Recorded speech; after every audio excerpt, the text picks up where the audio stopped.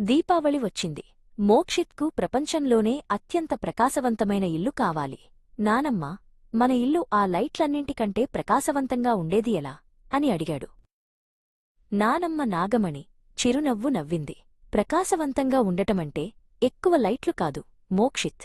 అమ్మ లక్ష్మీదేవికి ఇష్టమైన సంపద నిజాయితీ, కష్టపడి పనిచేయడం మరియు స్వచ్ఛమైన హృదయం అని ఆమె చెప్పింది. నేను నీకు ఒక కథ చెబుతాను.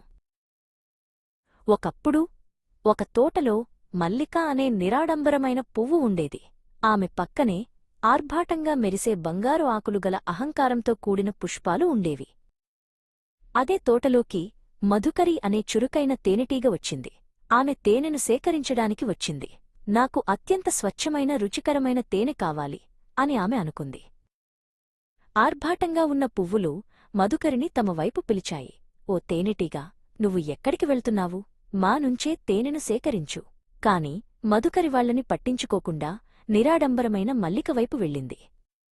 ఎందుకలా అని ఆ ఆర్భాటంగా ఉన్న పువ్వులు అడిగాయి. మధుకరి ఇలా సమాధానమిచ్చింది. మీరు ప్రకాశవంతంగా ఉండవచ్చు, కాని మీ సువాసన అబద్ధాలతో నిండి ఉంది. మల్లికది నిజాయితీ సువాసన.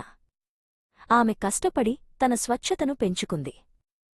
మల్లిక యొక్క కష్టపడి పనిచేయడం, పెంపకం, నిజాయితీ, పరిమళం, స్వచ్ఛమైన హృదయం, నిరాడంబరతను అమ్మ లక్ష్మీదేవి నిజమైన సంపదగా చూస్తుంది అని నాగమణి వివరించింది. మోక్షిత్, ఈ దీపావళికి మన ఇల్లు నిజాయితీ మరియు కష్టపడి పనిచేయడం యొక్క సువాసనతో ప్రకాశవంతంగా ఉండాలి. మోక్షిత్కు అదంతా అర్థమైంది. అతను తన బొమ్మలు, ఆటల పుస్తకాలు చెల్లాచెదురుగా ఉన్న గదివైపు చూశాడు. నాకు ఏ బహుమతులు అక్కర్లేదు అని అతను అన్నాడు. నేను మా ఇంటిని సంతోషంగా ఉండేందుకు శుభ్రం చేస్తాను మల్లికలాగా.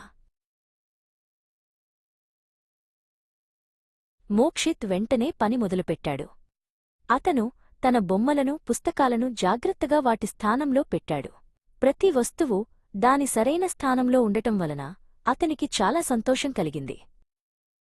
ఇంటిని శుభ్రం చేయడంలో కష్టపడి పనిచేసినందుకు నాగమణి చూసి చిరునవ్వు నవ్వింది. ఆ ఇంట్లోని ప్రతి మూలకంలో నిజాయితీతో కూడిన కృషి మరియు స్వచ్ఛమైన హృదయం యొక్క ప్రకాశం వెలిగింది. అది ప్రపంచంలోనే అత్యంత ప్రకాశవంతమైన దీపావళి ఇల్లు.